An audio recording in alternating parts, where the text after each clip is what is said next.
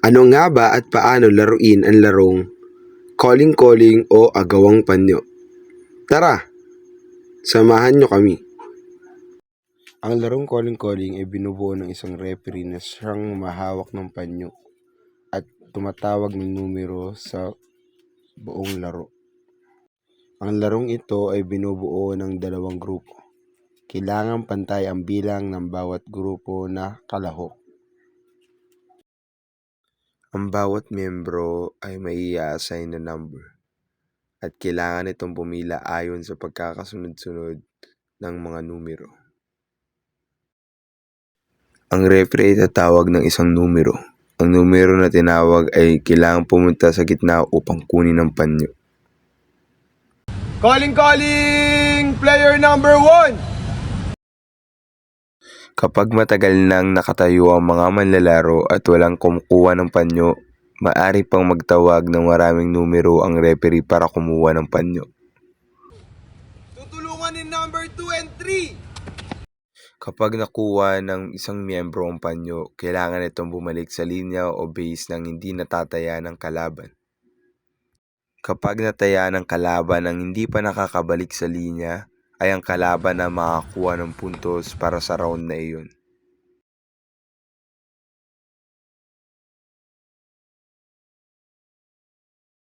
Ano ang mga pwede at bawal gawin sa larong ito? Una, kapag ang panyo ay kinuha ng player at binitawan ito, tuloy pa rin ang laro. Ngunit bawal niya itapon papunta sa kanyang base upang mas madali itong makuha. Pwede niya itong bitbitin at bitawan ulit at tuluyang bitbitin papunta sa kanyang base ang panyo upang sa kanila mapunta ang puntos. Isa sa mga bawal gawin, ang pagharang ng other players gamit ang braso at kanyang kamay sa kanyang kalaban upang mas mabilis na makatawid. Ang pagharang ng hindi gumagamit ang braso at kamay ay maaaring gawin ng mga manlalaro. Automatic na mabibigyan ng puntos ang kabilang grupo kapag ang manlalaro ay hinatak ang damit ng kanyang kalaban. At kung ang manlalaro ay pinatid o tinisod ang kanyang kalaban, mapupunta ang puntos sa kabilang grupo.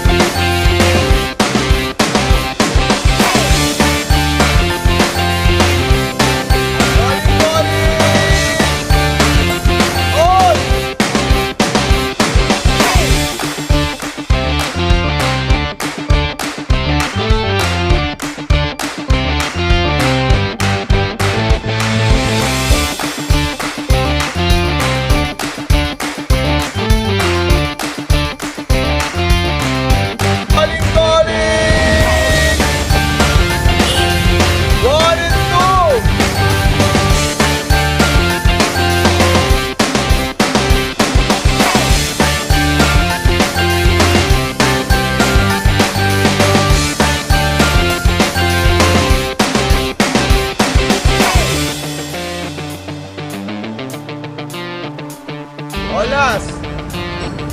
Calling!